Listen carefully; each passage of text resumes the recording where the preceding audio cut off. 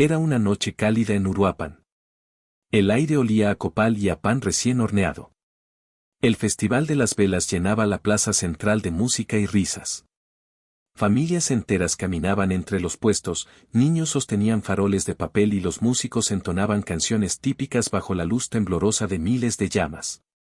Nadie imaginaba que, entre esa multitud luminosa, el poder y la muerte estaban a punto de cruzarse.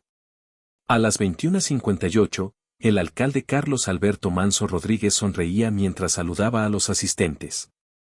Caminaba sin escoltas visibles, confiado, con la camisa remangada y el orgullo de quien había prometido que no cedería ante el crimen organizado. Era un político querido, nacido en la región, que creía que aún se podía gobernar sin arrodillarse. Su última frase pública había sido una promesa: no me voy a rendir. Minutos después, esa promesa se transformaría en epitafio. Los videos del evento muestran el instante exacto. Entre las luces doradas de las velas, una sombra se mueve. Un joven con sudadera negra se abre paso entre la gente, se detiene a menos de 3 metros del alcalde y extiende el brazo. 3 disparos. El sonido seco de las balas rompe la música y la calma. La multitud grita. El alcalde cae de frente, su cuerpo iluminado por las mismas velas que momentos antes celebraban la vida. El caos se apodera del lugar. Madres corren con sus hijos en brazos, los vendedores se esconden tras los puestos, los músicos arrojan sus instrumentos. En medio del pánico, los escoltas municipales responden al fuego. Se escuchan más detonaciones. Uno de los atacantes cae abatido, los otros intentan huir entre la gente. Las cámaras del C5 registran cada segundo de esa noche que el país no olvidará. A las 22:10, desde la capital del estado, Omar García Harfuch recibe el primer reporte. Ataque directo al presidente municipal de Uruapan, dice la voz en la línea. Sin dudarlo, ordena contacto inmediato con la Guardia Civil y la Fiscalía. En minutos, se activa un operativo especial. La orden es clara: cerrar el perímetro, preservar evidencia y localizar al responsable intelectual. Mientras tanto, en la plaza, los paramédicos intentan reanimar al alcalde. La gente reza, los teléfonos graban, los reporteros llegan sin saber qué decir. Pero ya es tarde. Carlos Manso muere antes de llegar al hospital. Los disparos habían sido certeros, ejecutados a menos de 3 metros. Las velas del festival siguieron encendidas sobre el suelo manchado de sangre. Las cámaras aún grababan mientras la policía acordonaba el área. En cuestión de minutos, la celebración se transformó en funeral. Las palabras que Manso había dicho esa mañana, no me van a doblar, resonaban ahora como una advertencia. Esa frase, repetida por los noticieros, se convirtió en eco nacional. Para Harfuch, lo ocurrido no era un ataque cualquiera. Era un mensaje directo al Estado, un desafío público al poder. En sus manos caía ahora una investigación que debía responder no solo quien jaló el gatillo, sino quien dio la orden. La ciudad entera, cubierta por la luz intermitente de las patrullas, entró en silencio. El sonido de las sirenas reemplazó la música. El miedo volvió a caminar por las calles de Michoacán. Quédate hasta el final, porque lo que ocurrió esa noche en Uruapan no fue un ataque más. Fue una ejecución frente a todo un pueblo. Y lo que se descubrió después revelaría la red criminal que nadie se atrevía a nombrar. A las 0:43 de la madrugada, 3 camionetas negras sin distintivos llegaron al centro de Uruapan. Los agentes descendieron con chalecos tácticos, linternas de luz azul y cámaras corporales encendidas. En el aire aún flotaba el olor a pólvora y a cera derretida. La plaza, antes llena de vida, estaba ahora cubierta por un silencio denso, interrumpido solo por el zumbido de los generadores eléctricos que alumbraban la escena. Harfuch caminó lentamente entre los conos amarillos y los cuerpos de seguridad que tomaban fotografías.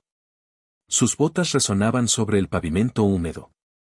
Observaba todo: la posición del cuerpo, las trayectorias de los disparos, las marcas en el suelo. A su lado, un perito le explicó en voz baja. 3 impactos directos, calibre 9 milímetros. El tirador sabía lo que hacía.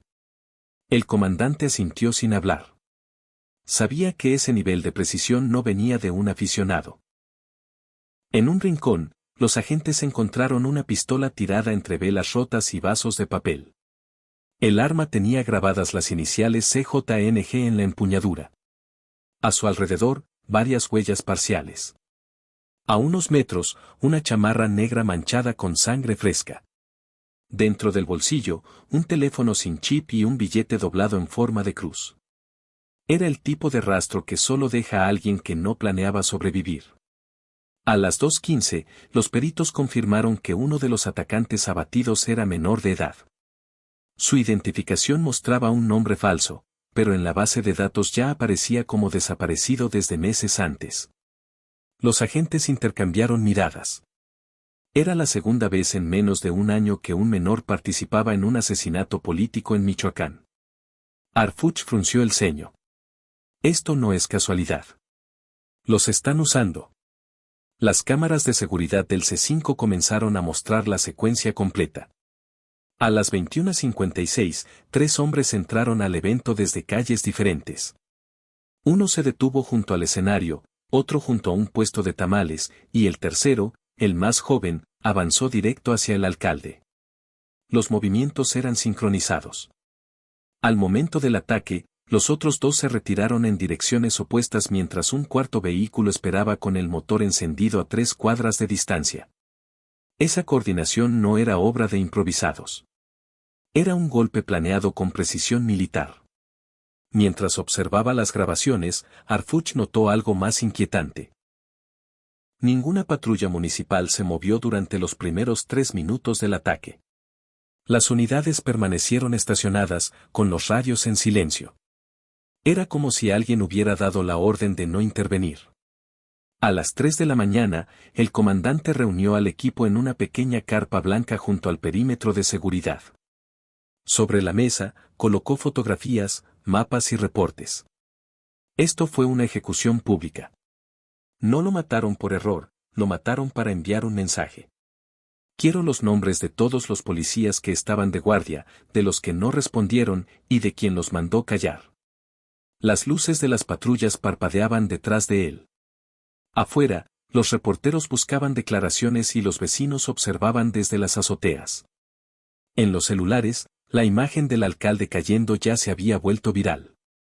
El país despertaba con la noticia: asesinan a alcalde durante festival. Harfuch sabía que las siguientes horas serían decisivas. Ordenó trasladar el cuerpo a la capital y resguardar toda evidencia en un laboratorio federal. Nadie toca nada sin autorización mía, dijo con firmeza.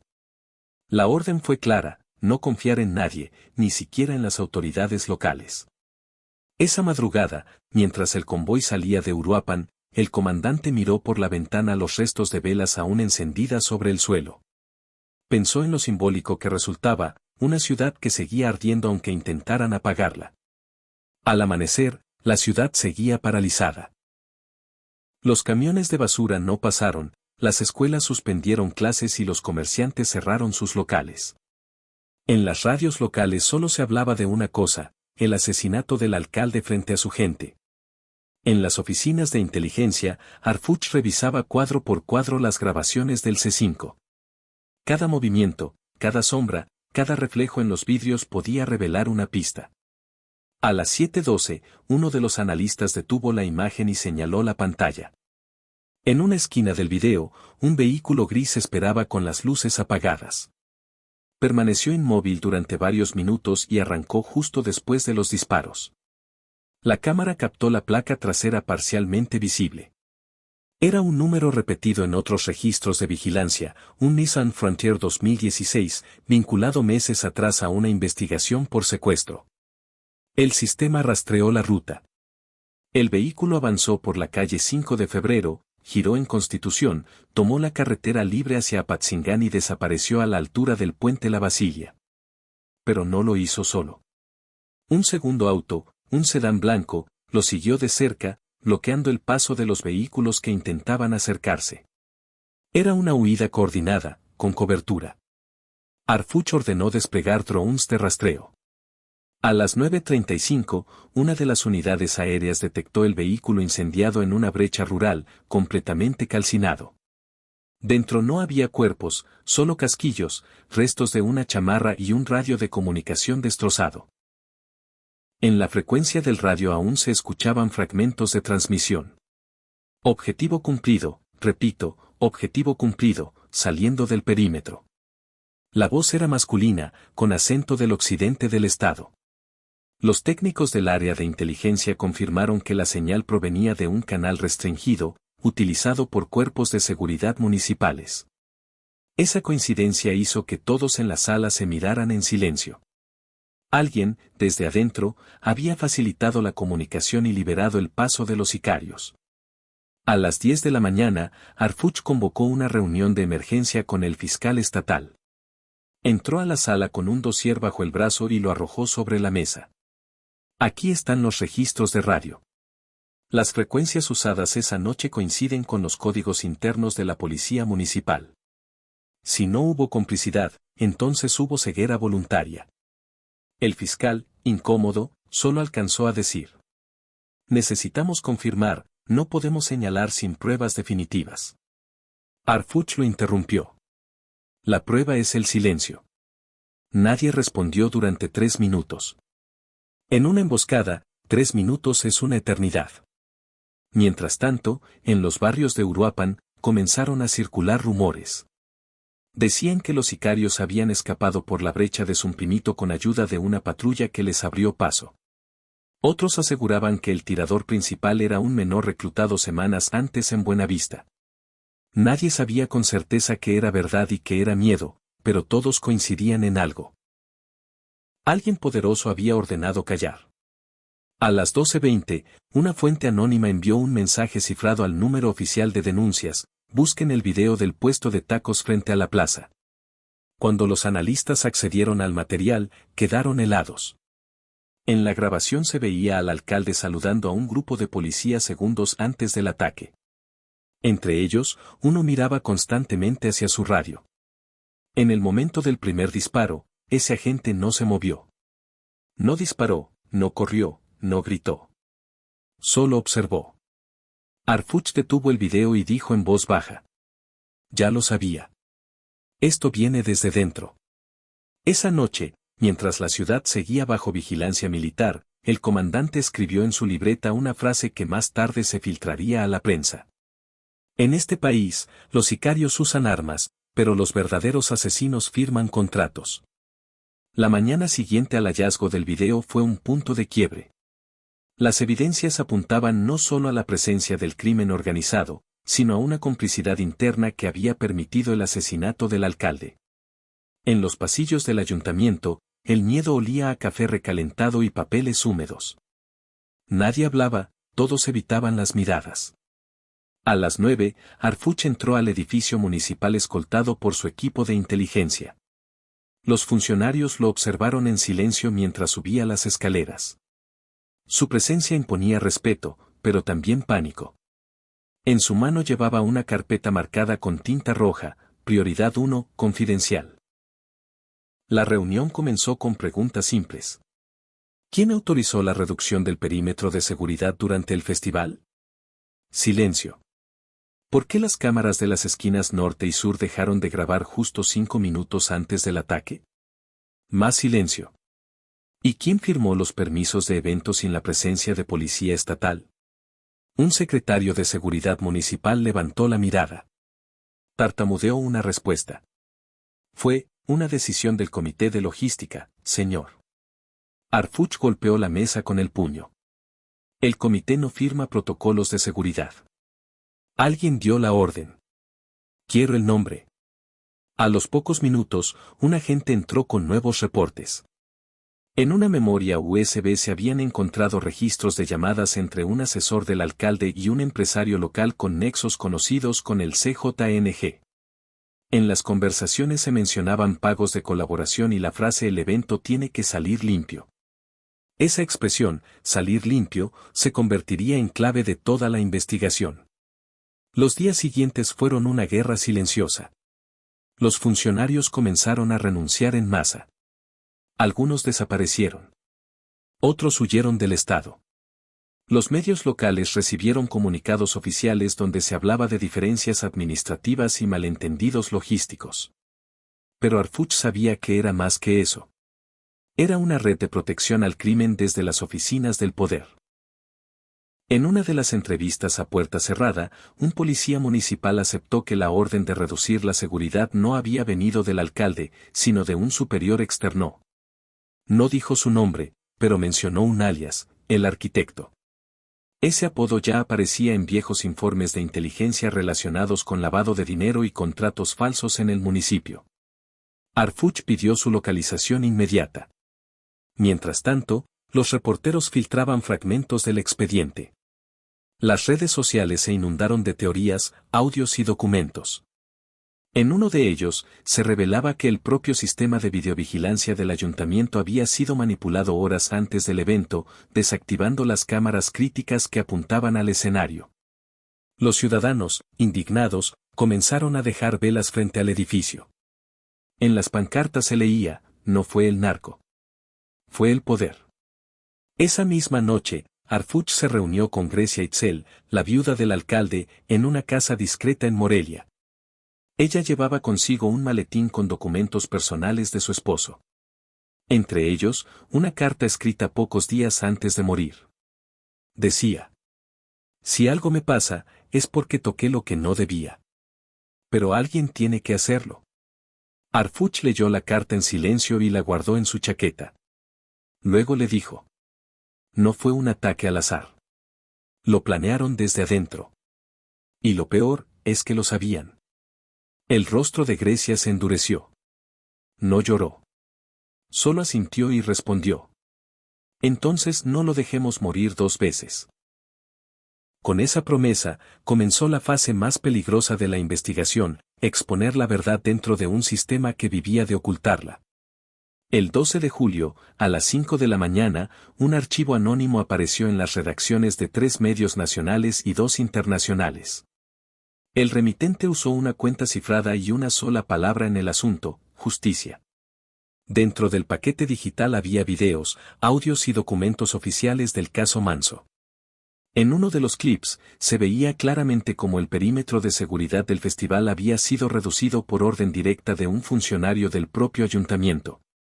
En otro, se escuchaba la voz de un mando policial diciendo: el objetivo está en posición, que se mantenga el control.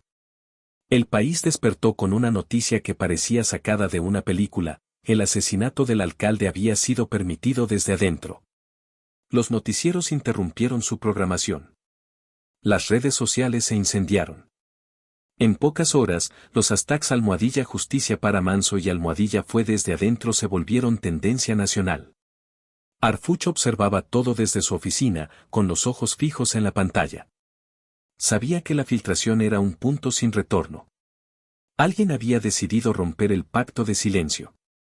Pero también entendía el riesgo: ahora todos los involucrados lo querían fuera.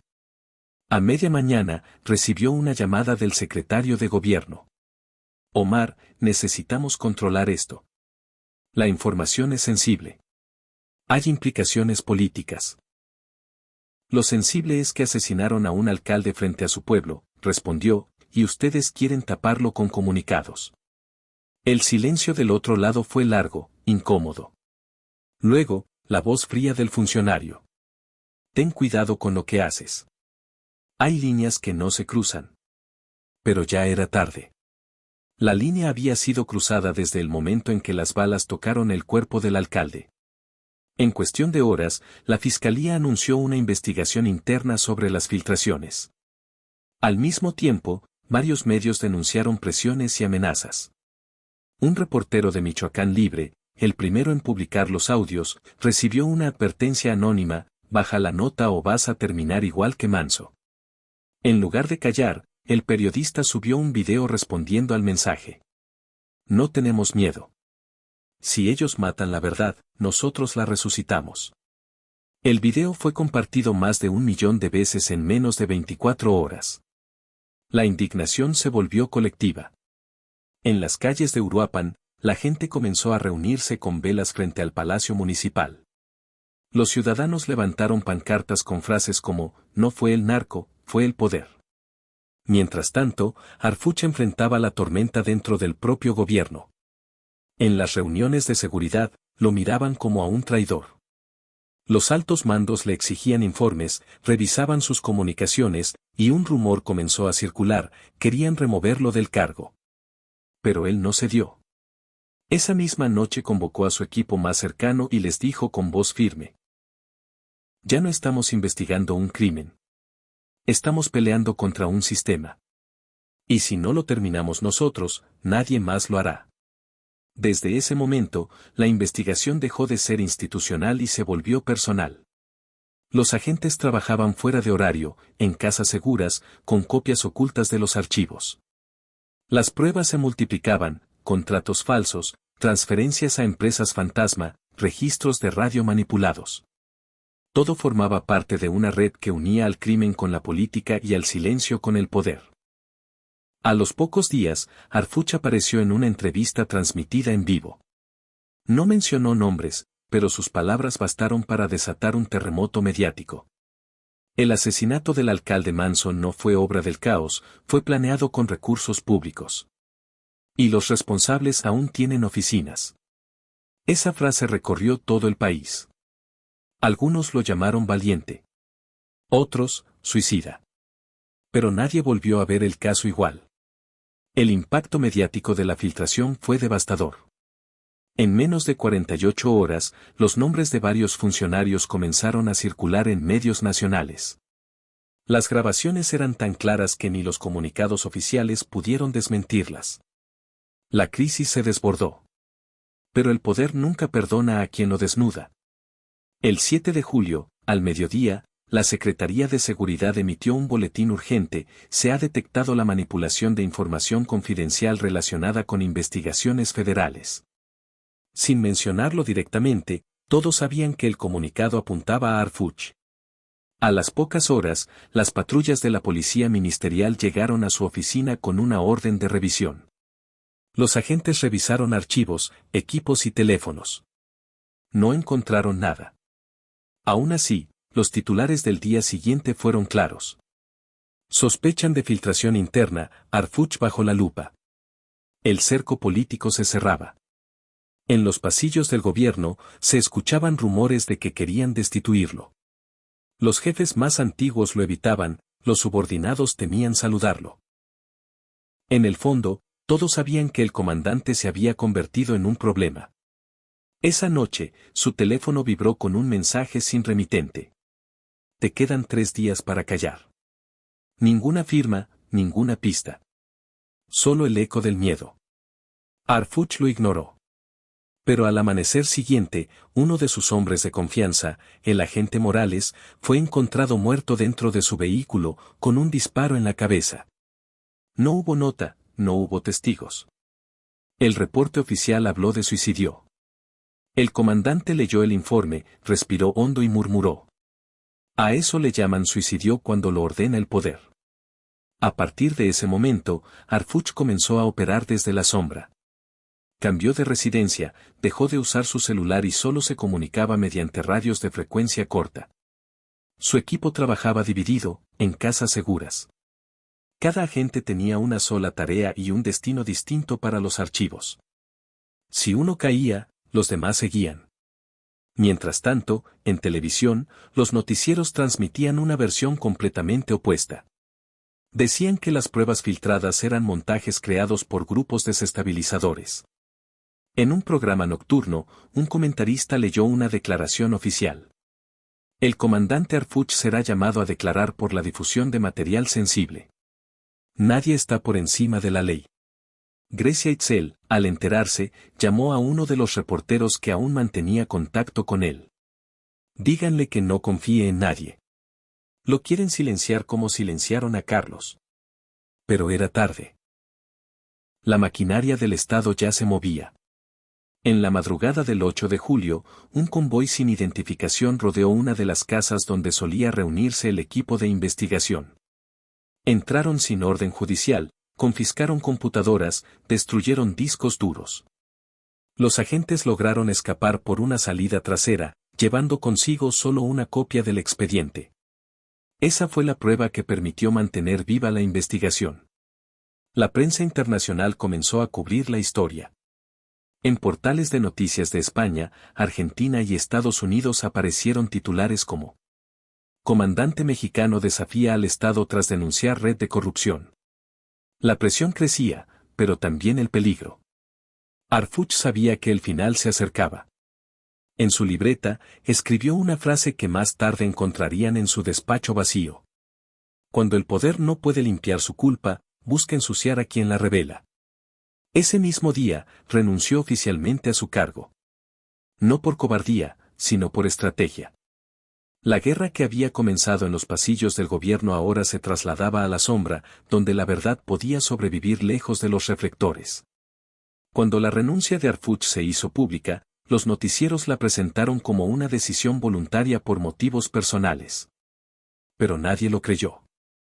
El país entero entendía lo que eso significaba. El hombre que había revelado la red detrás del asesinato del alcalde de Uruapan acababa de convertirse en enemigo del Estado.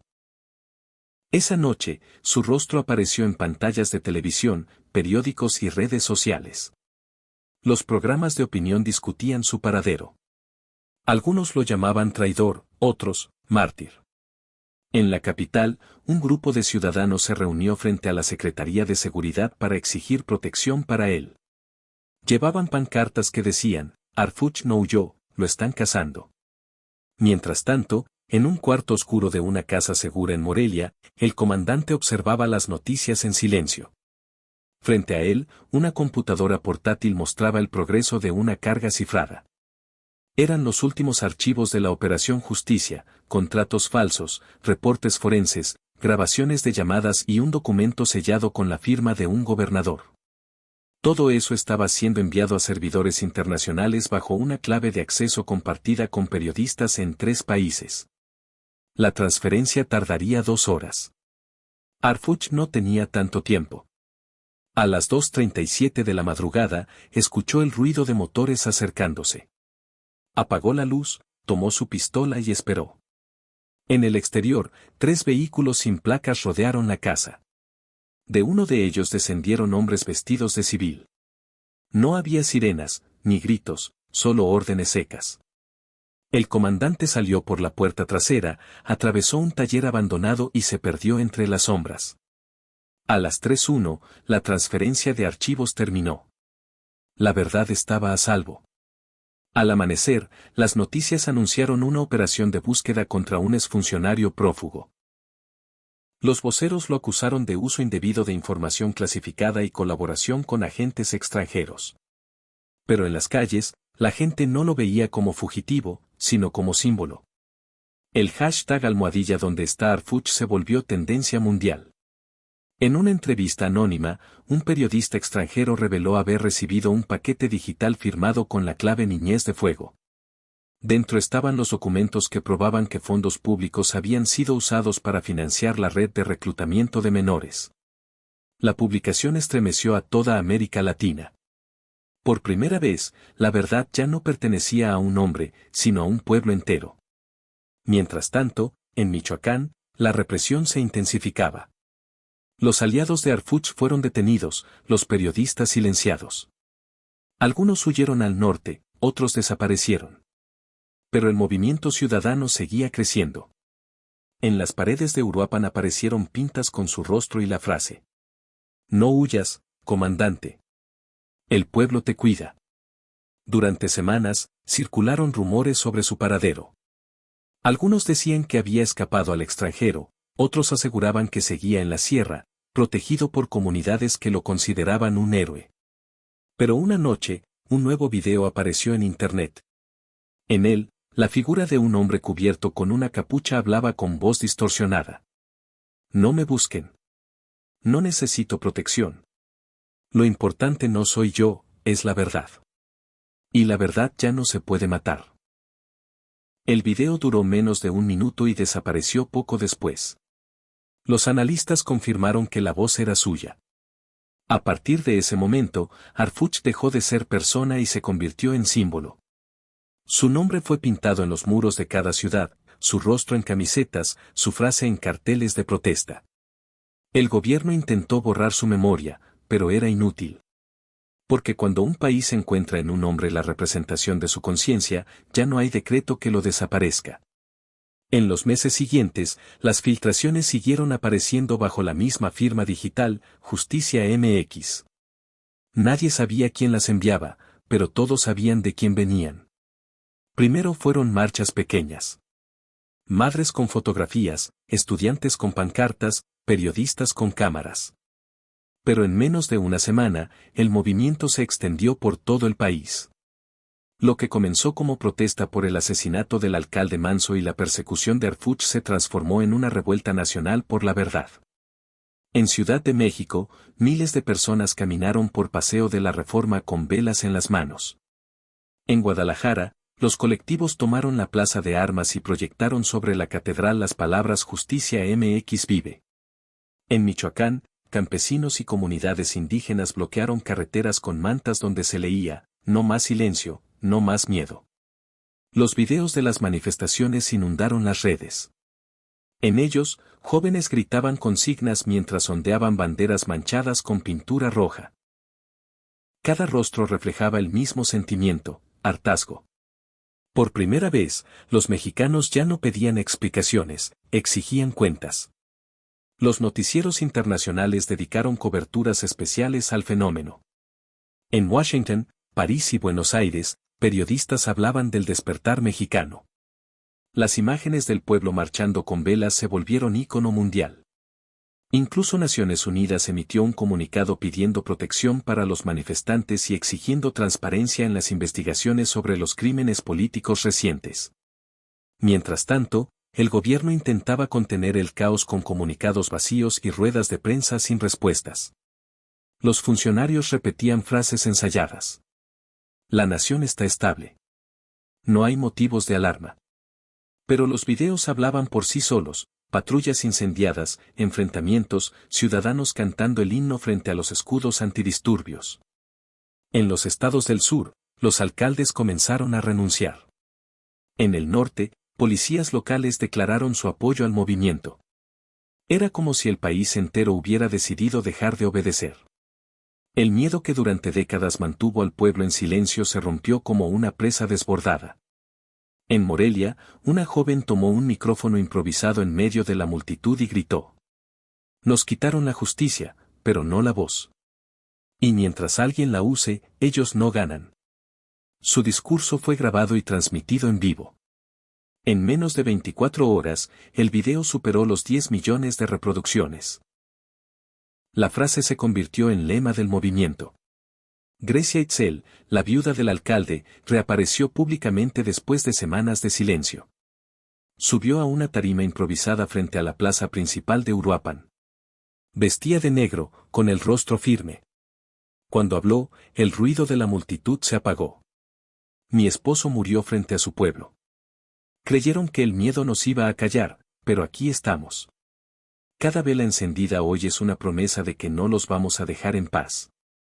Su discurso fue transmitido por cientos de canales independientes. Las lágrimas se mezclaron con los gritos. A partir de ese momento, la protesta se convirtió en algo más grande, una resistencia nacional. Los colectivos formaron brigadas de comunicación, se compartían información por redes cifradas y se organizaban sin líderes visibles. Era un movimiento sin rostro, imposible de controlar. El gobierno respondió con represión. Hubo detenciones, censura, bloqueos de Internet en algunos estados. Pero nada funcionó. Cada intento por callar a la gente solo avivaba el fuego. Y en medio de todo, desde algún lugar desconocido, una nueva transmisión apareció en línea. Era la voz de Arfuch, con un tono sereno, casi triste. Esto ya no es mi lucha. Es la suya. No dejen que los callen. No permitan que les roben la memoria. El mensaje duró apenas 30 segundos, pero fue suficiente. En todo el país, la gente salió a las calles de nuevo. La lucha había dejado de ser por justicia. Ahora era por dignidad. El país ardía. Las manifestaciones se habían convertido en ocupaciones permanentes. Las plazas, los edificios públicos y las carreteras estaban tomadas. En las noches, las luces de las velas formaban mapas de resistencia visibles desde el aire. Las consignas ya no eran súplicas, eran declaraciones. No pedimos justicia, la estamos haciendo. Los funcionarios intentaban huir del país. Algunos cruzaron la frontera, otros se refugiaron en embajadas. Los gobernadores más comprometidos con el viejo sistema pidieron licencia por motivos de salud. En los noticieros, los voceros del poder repetían sin convicción frases de control, mientras los mercados se desplomaban y las instituciones quedaban vacías. México vivía el mayor colapso político de su historia reciente. En ese caos, surgieron voces dispuestas a negociar. Desde el Congreso, un grupo de legisladores propuso crear una comisión ciudadana para investigar los asesinatos y las filtraciones. Pero el pueblo no confiaba en ellos. Cada intento de conciliación era recibido con gritos: ustedes son el problema. Mientras tanto, en Morelia, Grecia Itzel se convirtió sin querer en símbolo. Su rostro aparecía en carteles y murales. Su casa, vigilada por drones, se había transformado en santuario. Ella lo sabía, cada palabra suya podía encender o apagar una revolución. Esa noche, desde el balcón, habló frente a una multitud. No soy líder, no soy política. Soy solo una mujer que perdió al hombre que amaba frente a su pueblo. Pero si el precio de la verdad es el miedo, entonces que tiemblen ellos, no nosotros. El discurso recorrió el país como fuego en pasto seco. En los días siguientes, las caravanas de manifestantes avanzaron hacia la capital. Miles de personas marchaban con velas, banderas y fotografías de los desaparecidos. Los helicópteros sobrevolaban la ciudad, los tanques bloqueaban los accesos, y aún así, nadie se detuvo. El zócalo se llenó por completo. No había escenario ni micrófono, solo un mar de voces gritando al unísono: la verdad no se rinde. El gobierno, acorralado, respondió con fuerza. Gases lacrimógenos, arrestos masivos, censura total de Internet. Pero el efecto fue el contrario. En los barrios, la gente tocaba cacerolas, los vecinos compartían mensajes en papel, los niños repartían pan a los manifestantes. La represión ya no infundía miedo, sino coraje. Y entonces, ocurrió lo inesperado. Desde una señal pirateada, una transmisión interrumpió todos los canales nacionales.